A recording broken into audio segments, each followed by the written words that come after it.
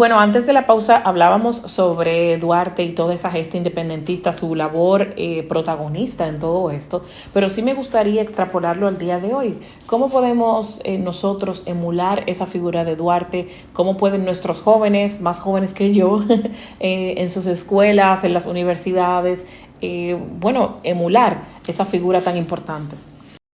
Bueno, la figura de Duarte hay que perfilarla y verla en perspectiva.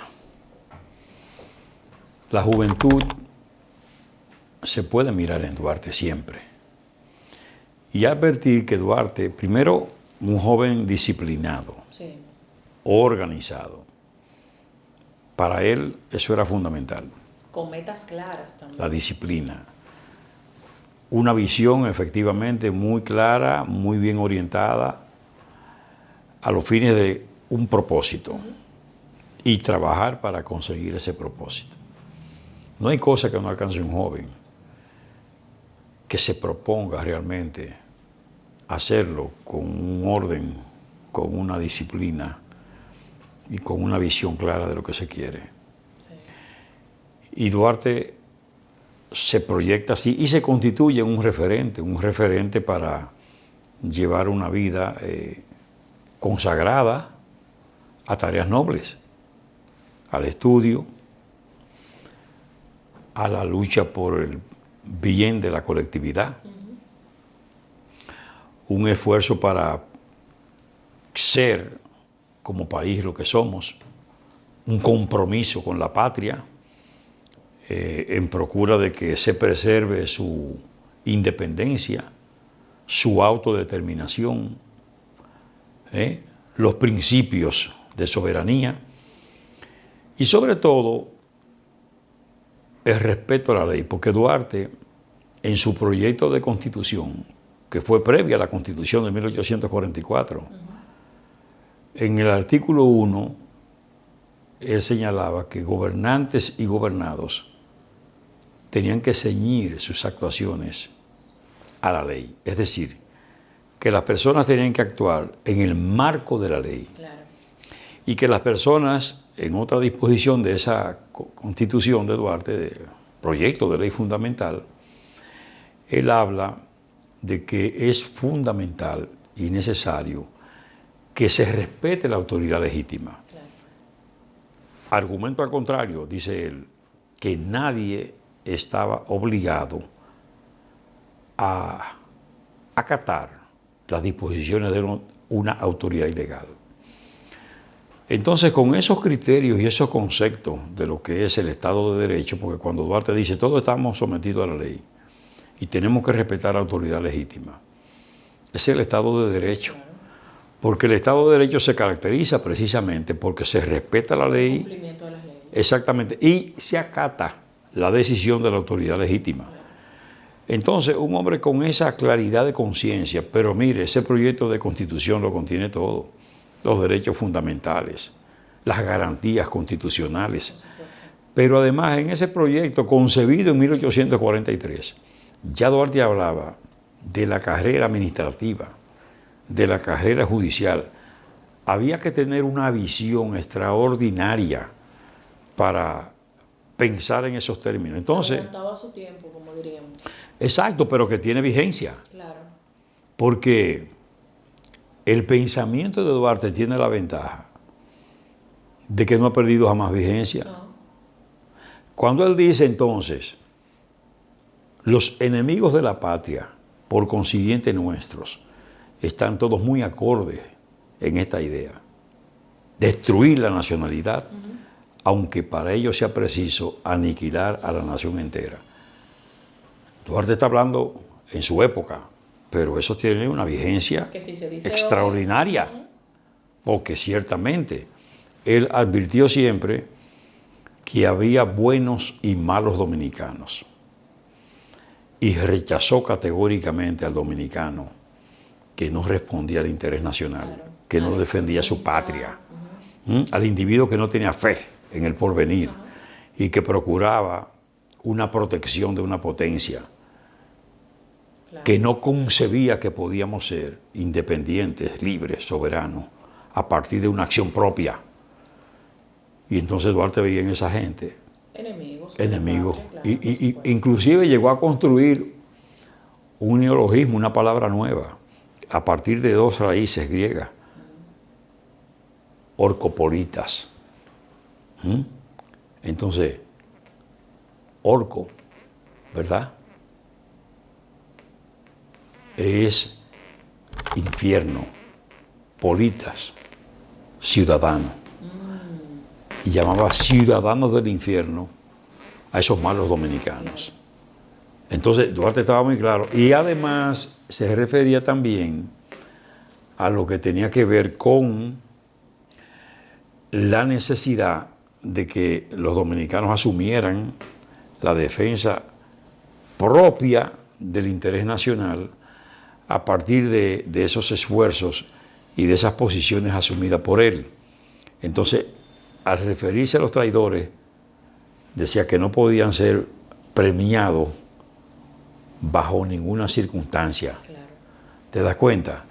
Y entonces no asumía la traición, ni siquiera en el caso de que esa traición favoreciera a la causa patriótica dominicana. Excelente. Bueno, para nosotros ha sido un placer esta entrevista. No nos vamos del Instituto Duartiano porque queremos dar un recorrido, conocer la Casa de Duarte, chicos, y conocer también todo lo que tiene para ofrecernos en estos días tan importantes. Pero esto está abierto todo el año, o sea que Siempre. pueden venir cada momento que Siempre y quieran. gratuitamente. Exactamente, y conocer más sobre ese patricio tan importante que es una figura que debe ser exaltada todo el tiempo en nuestro país. Así es. Bueno, pues vamos ahora a un recorrido por aquí, nos vamos a una pausa y luego volvemos.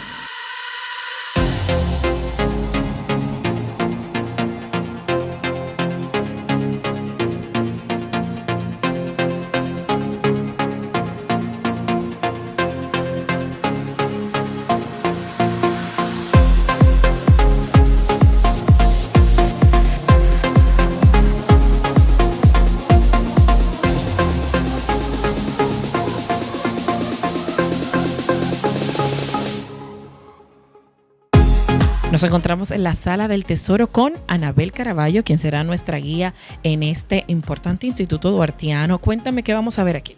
Aquí vamos a ver diferentes piezas importantes relevantes a la vida y obra de nuestro padre de la patria, Juan Pablo Duarte. Por eso le llamamos así, Sala del Tesoro, porque atesoramos esas piezas importantes de la historia. O sea, no es que vamos a encontrar un tesoro aquí.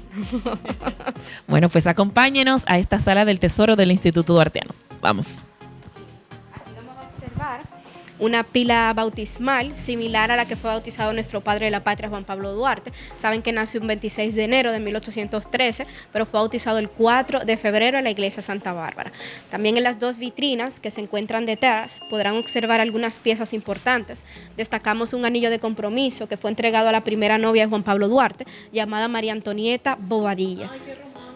Y todo lo demás debajo, Niño Jesús, abanico de mano, parte del candelabro, pertenecieron a la madre de Juan Pablo Duarte, Manuela Díez. También podremos observar utensilios de comidas con lo que ellos solían comer, un par de medias de la madre de Duarte, Manuela Díez, un mechón de cabello de Juan Pablo Duarte, que fue retirado de la urna, donde llegaron sus restos desde Venezuela, y debajo también un distintivo militar, unas sombreras, ya que él llegó a ser general de brigada de la época. Pero ese pelo es rubio, Juan Pablo Duarte era rubio. Tenía el cabello bastante claro, así como está ahí, castaño claro. Qué bien, y todo esto fue recopilado La y... descendencia del hermano mayor de Juan Pablo Duarte, que son llamados los Ayalas Duarte, y son procedentes de Caracas, Venezuela. Excelente, continuamos. Tenemos aquí algunos de los cuadros, son familiares de Duarte. Tenemos a su padre, Juan José Duarte, que fue un comerciante español, nació en Cádiz, España, en Vergel de la Frontera. Y Manuela Díez, oriunda de aquí, de Santa Cruz del Seibo. Tuvieron una familia bastante grande, eran 8 hijos. Duarte era el tercero de ellos. Ilustramos al mayor, Vicente Celestino Duarte. Que fue quien lo acompañó en la gesta independentista. Exactamente, fue un trinitario conjuntamente con él. Y él, gracias a él, fue que se recuperaron las piezas, la descendencia de él, porque de los 8 fue el único que se casó. Y tenemos a uno de los menores llamados Manuel. Más adelante les muestro a la familia ya completa.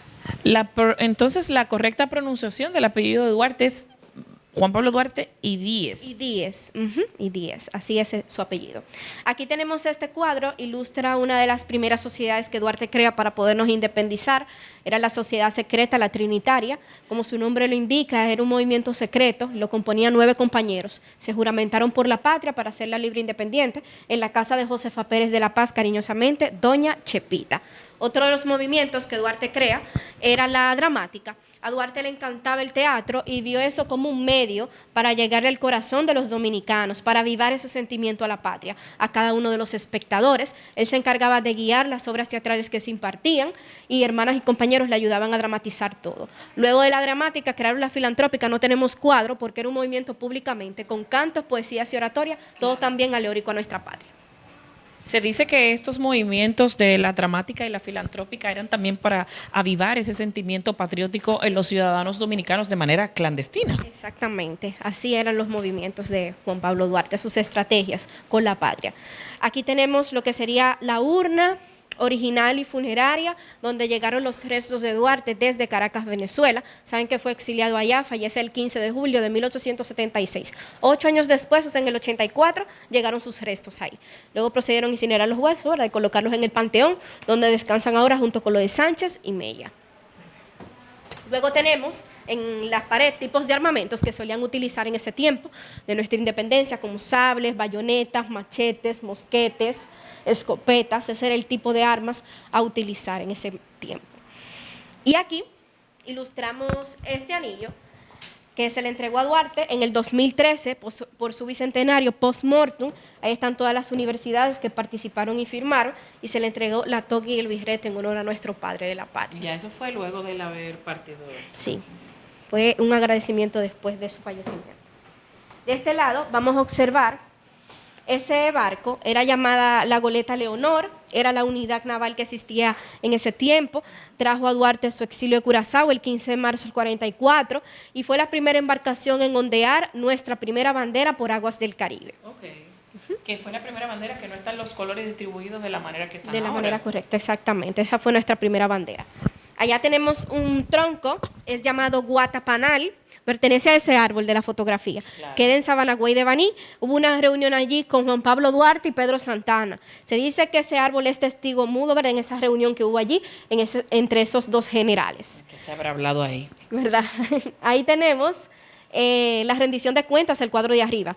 Ahí está ilustrando todo lo que Duarte gasta con los 1,000 pesos que le fueron entregados para los gastos de una batalla en Baní. Ahí lo detalla todo en comida y medicamentos y honradamente devuelve una parte de lo que le sobró de ese dinero. Ustedes saben, chicos, de aquí de la producción, en esa rendición de cuentas, él puso hasta las velas que gastó, todo lo detalló en esta rendición de cuentas que nos sirve hoy de ejemplo a todos los políticos dominicanos. Cada 27 de febrero, de ahí es que sale la rendición de cuentas en honor a esa transparencia y honradez de nuestro padre de la patria, Juan Pablo Duarte. Muy bien. Aquí en esta vitrina, me muevo por acá. Sí. Aquí esta vitrina está dedicada a Concepción Bona. Ella fue nuestra heroína. Ella fue quien confeccionó esa bandera que fue enhestada esa madrugada del 27 de febrero de 1844. Finalizamos esta sala con la triada de nuestros 3 padres de la patria.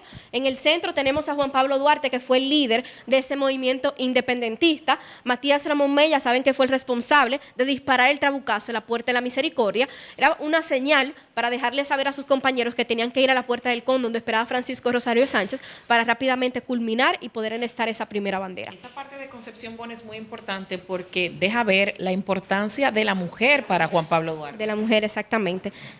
Así es. ¿A dónde vamos ahora? Vamos al Museo de Cera, donde tenemos allí 13 dioramas ilustrando algunos de los episodios importantes de la vida y obra de Juan Pablo Duarte. Vamos a entrar aquí.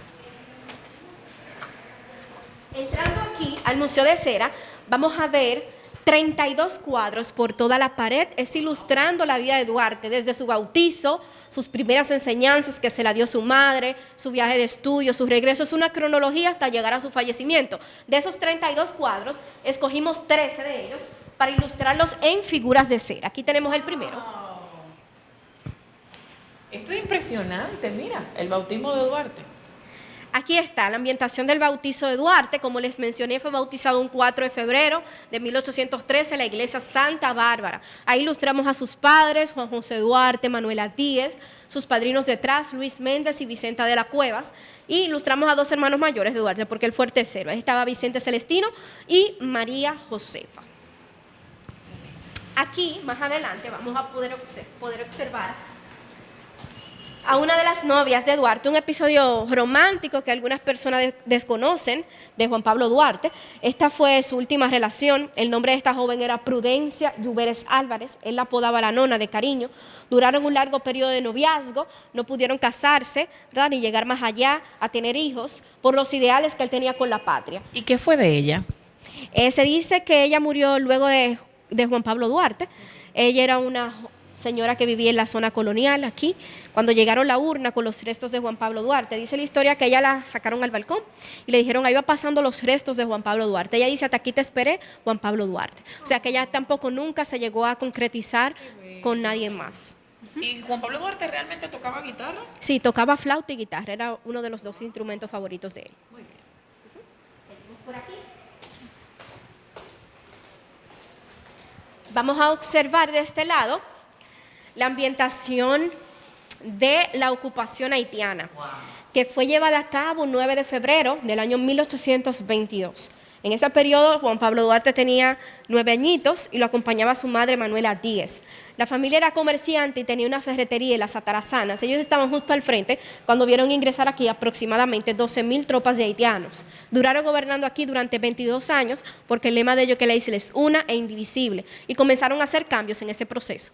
Ellos implantaron su bandera aquí, prohibieron el idioma castellano, cerraron universidades, escuelas, iglesias, no pusieron a pagar una deuda que ellos tenían con los franceses. O sea, fue una dictadura durante los 22 años que ellos duraron gobernando este territorio de la isla.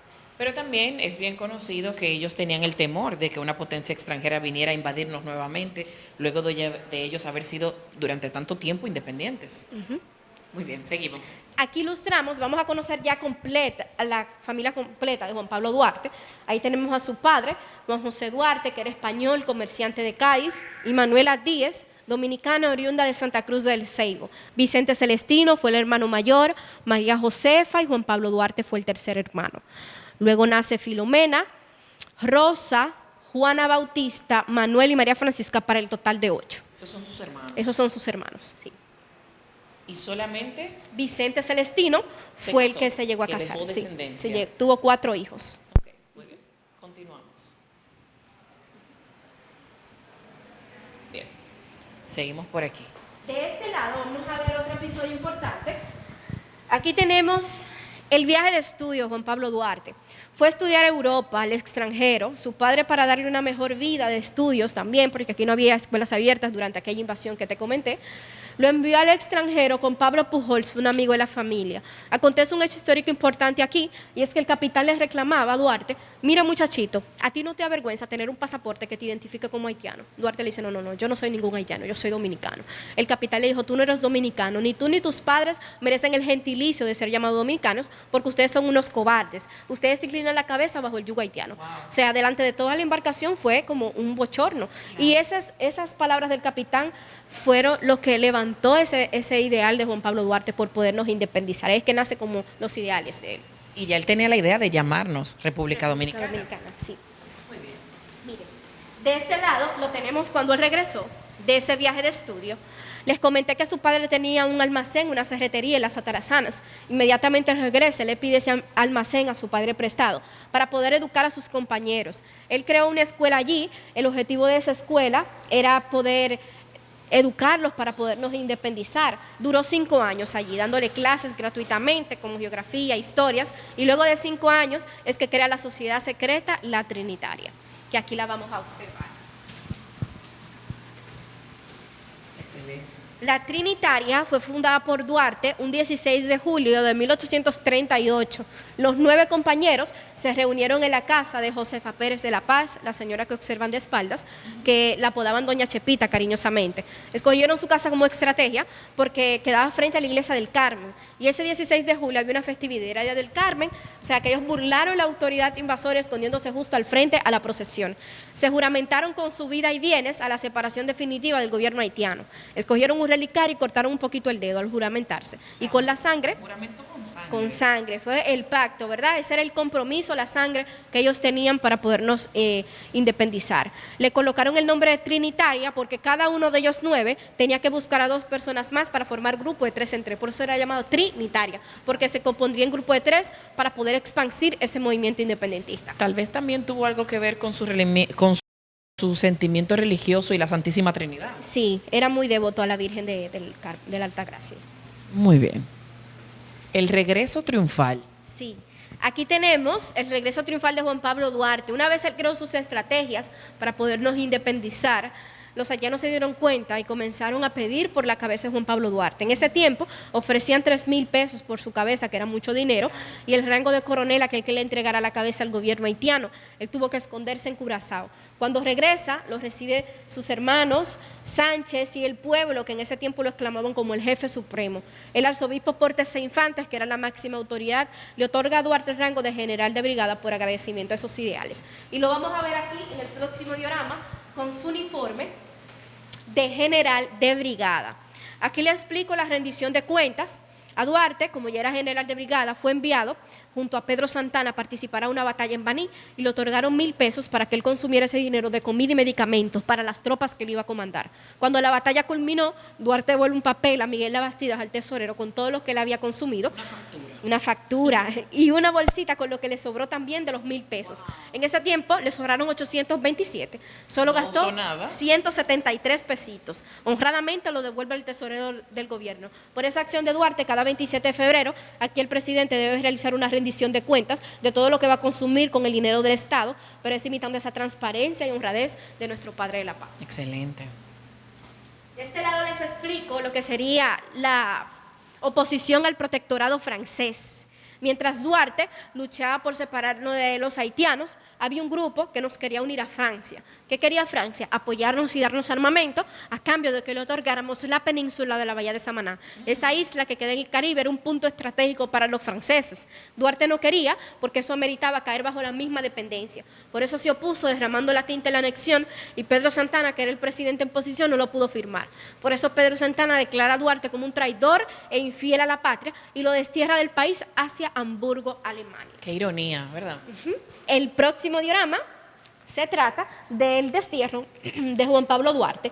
Aproximadamente dura desterrado en Hamburgo 10 años, 10 años cuyos Sánchez, Mella y los trinitarios siguieron los ideales de Juan Pablo Duarte. Duarte decide retornar porque se entera de que el gobierno dominicano, ya que no nos pudo ir a Francia, estaba buscando los medios y la ayuda para anexarnos a otra potencia, que eran los españoles. Y eso fue luego de la guerra independentista. Y aquí lo tenemos, presentándose en la provincia de Santiago. Vino a ofrecer su servicio para participar como un soldado más y restaurar nuestra independencia. En este punto, a Duarte no lo dejan participar, sino que lo envían como un auxiliar hacia Venezuela y lo hacen el responsable de enviar el armamento.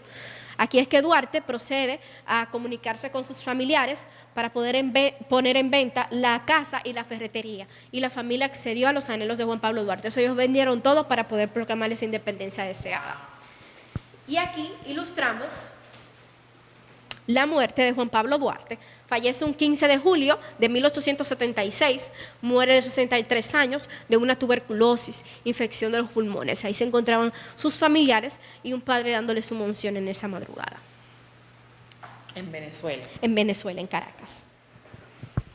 Aquí de este lado vamos a ver una ambientación de cómo culmina ese proceso independentista con Matías Ramón Mella, que fue el responsable de disparar el trabucazo ese 27 de febrero del 44 en la Puerta de la Misericordia. El trabucazo era como una señal de que todos ellos, los presentes, tenían que dirigirse a la Puerta del Conde, donde esperaba Francisco Rosario Sánchez y pudiera culminar ese proceso. Y aquí lo tenemos. Aquí tenemos a todos los compatriotas reunidos. Ilustramos aquí a esta joven, a Concepción Bona, que fue que confeccionó nuestra primera bandera. La llevaba escondida debajo de su vestido. Fue la responsable de rápidamente entregársela a Francisco Rosario Sánchez. La primera bandera en estado no tenía escudo como esa y los colores en posición están igual a la haitiana. Le bordaron esa cruz simbolizando la paz. 5 años después procedieron a cambiarla como Duarte la había ideado. Al estar rápidamente nuestra primera bandera, todos gritaron nuestro lema sacramental, que es Dios, patria y libertad. Que viva la República Dominicana. Qué bien.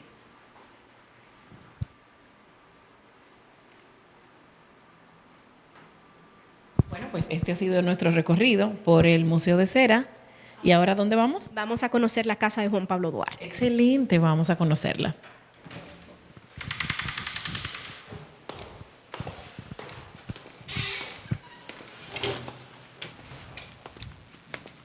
Está ubicada aquí arriba, su casa. Esta es la Plaza Patriótica de la Libertad, pero aquí está ubicada lo que era gran parte de la casa de Juan Pablo Duarte. No pudimos recuperar completamente la casa, lo único que mantuvimos, un poquito su esencia aquí detrás con el pozo, originalmente donde se suministraban de su agua.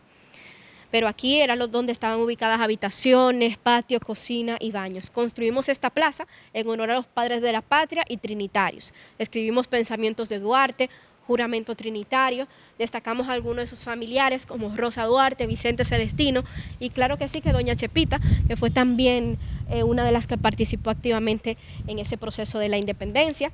Igual el himno nacional con sus 12 estrofas. Y luego vamos a acceder allá.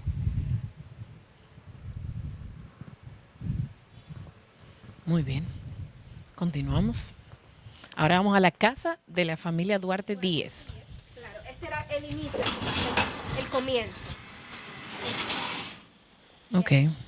Lógicamente, aquí hicimos ciertas remodelaciones, removimos piso, pintamos por el deterioro un poquito que había aquí, pero mantuvimos su esencia en estructura, los arcos en la pared. La casa era de ladrillos y piedras, era un estilo colonial, los mobiliarios son en caoba centenaria, todo lo que están aquí, originales de la época. ¿Los mobiliarios son los de la época? Los de la época, Excelente. son de la época para hacer esa ambientación a cómo se vivía en ese tiempo. Sus padres son José Duarte, ilustrados de ese lado. Acá tenemos a Rosa Duarte, que fue la biógrafa de nuestro padre de la patria, se escribía con plumilla de ganso y tintero. Del otro lado, colocamos al resto de las figuras haciendo una ambientación a cómo era la cotidianidad en ese tiempo, cómo vivían, cómo convivían familiarmente, los colocamos bordando, hablando, tocando instrumentos musicales. La entrada principal de esta casa era esta puerta, la cerramos y la ilustramos como se veía la calle Isabel la Católica, que en ese tiempo era conocida como calle del Comercio o calle del Caño. Y así era el panorama hacia ese lado. Una parte importante que no quiero que se me quede es saber quién fue que recreó estas imágenes de cera. El que participó fue de la Fundación Luces y Sombras, artistas dominicanos, todos los que participaron aquí, para hacer lo que serían las figuras. Este es Duarte. Sí, aquí finalizamos con una figura de nuestro padre de la patria, Juan Pablo Duarte. ¿Hace cuánto se creó toda esta idea del Museo de Cera? Fue el 15 de marzo que se creó, del 2015. Bueno, pues gracias, Anabel, por este recorrido tan importante. Todo esto ha sido muy bueno conocerlo. Debo reconocer que es la primera vez que me encuentro aquí en el Instituto Duartiano y ha sido una grata sorpresa ver cómo todo esto, se concatena para hacer de nosotros que conozcamos mucho más sobre la figura de Duarte. Gracias a ustedes por su visita, un placer guiarles. Y invitar también a todos los ciudadanos que puedan pasar por el Instituto Duartiano, que está abierto al público y ya como nos comentaba don Wilson Gómez, es totalmente gratis. Para todo el público. O sea que pueden venir aquí. ¿En qué horario? Pueden venir de martes a domingo de 9 de la mañana a 5 de la tarde. Pues ahí está la invitación. Gracias, Anabel. Continuamos.